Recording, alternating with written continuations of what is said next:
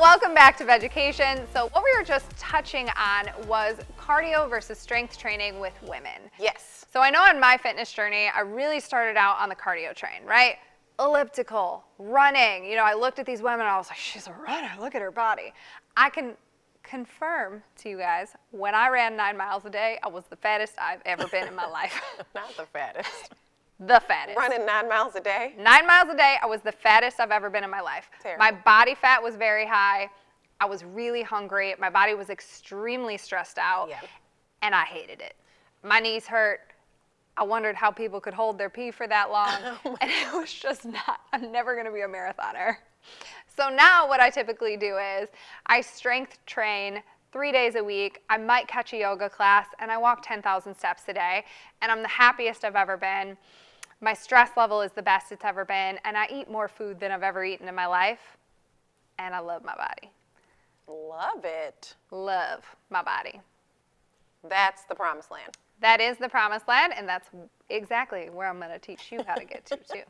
So my journey is very similar to yours. When I started on my fitness path, it was a few years ago, and I started with running. I immediately went into running. I had a really good friend who was a coworker. We would literally bring a gym bag. We would run at lunch every day. We would shower.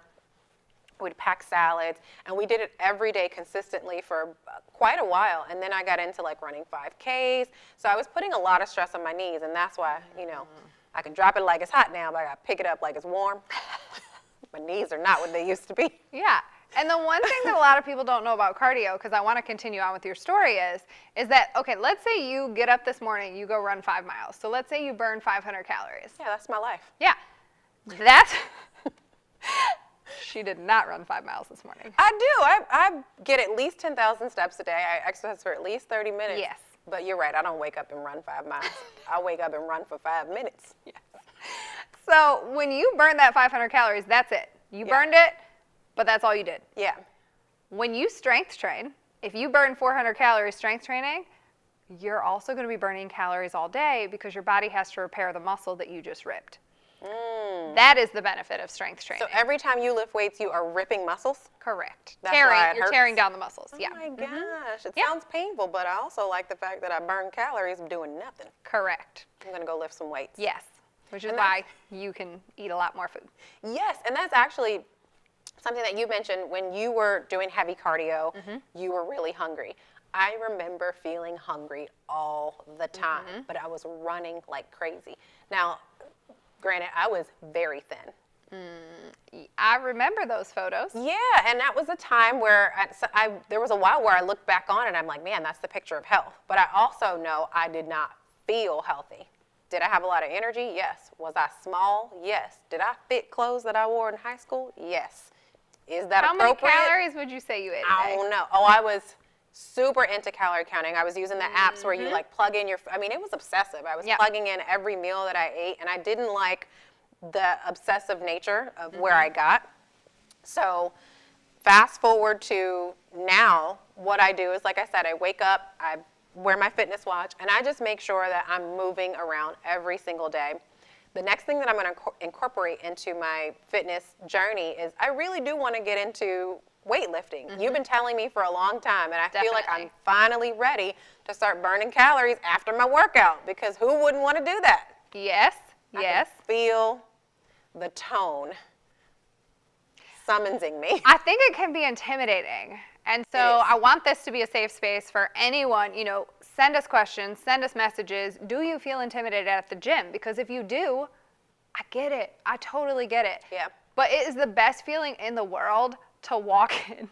And the other day I was next to this guy and he was, you know, doing the leg extension exercise, and I was like, good job, buddy. And I walked up there and I increased the weight from what he had it on. Embarrassing. No. For him. He was just starting out. I'm sorry. I'm sorry for shaming you, sir. No shaming on Vegucation. We don't do that here, and I apologize. That is not who we are.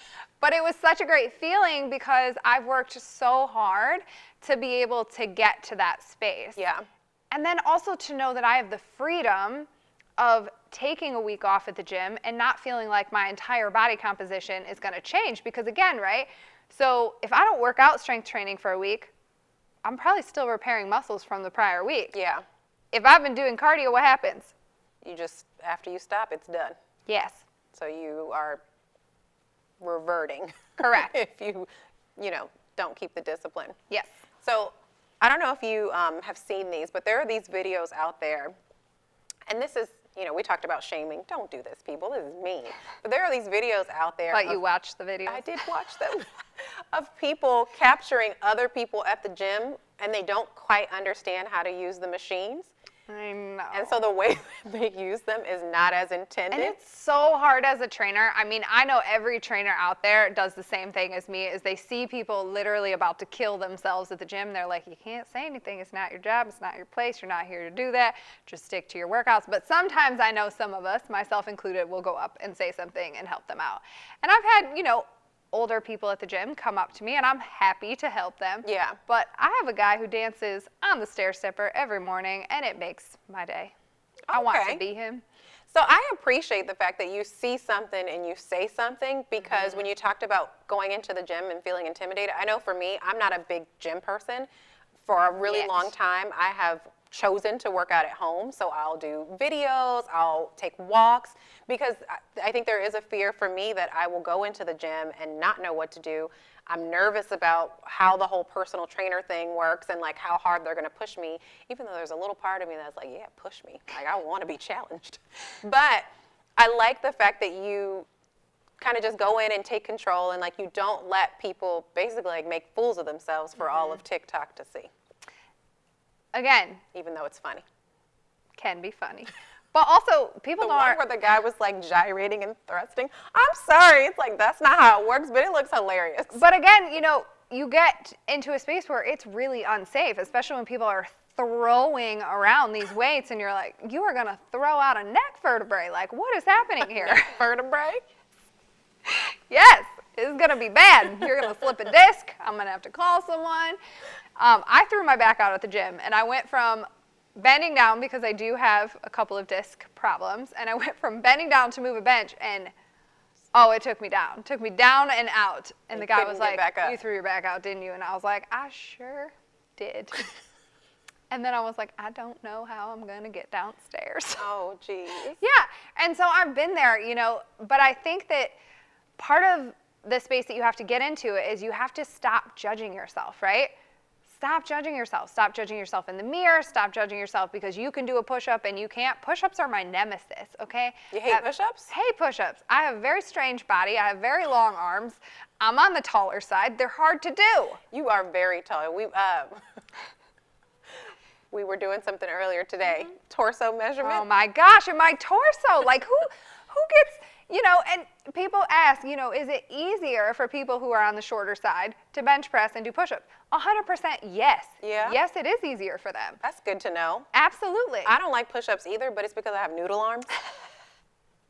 And mine, like, What is the technical definition of a noodle arm? just no upper body strength. I'm just Great. weak. Perfect. But it is like such a big goal of mine. I'm not in pursuit of it, but one day I'm going to achieve it. I know I will. I love that inspiration.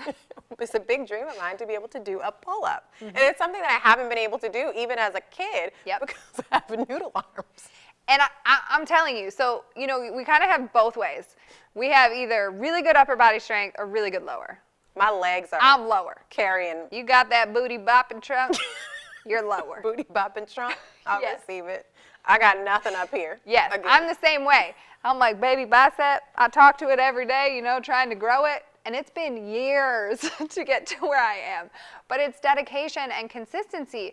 And I'm like, the one thing consistency is not sexy. No. It's not sexy to do the same thing It's every day. hard. Yes. And sometimes maybe it's painful. Yes.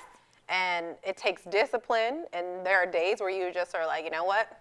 I just want to eat an Oreo. And you might have those days. But is it better to take that day and then pick it back up the next day? Or is it better to just keep pushing through?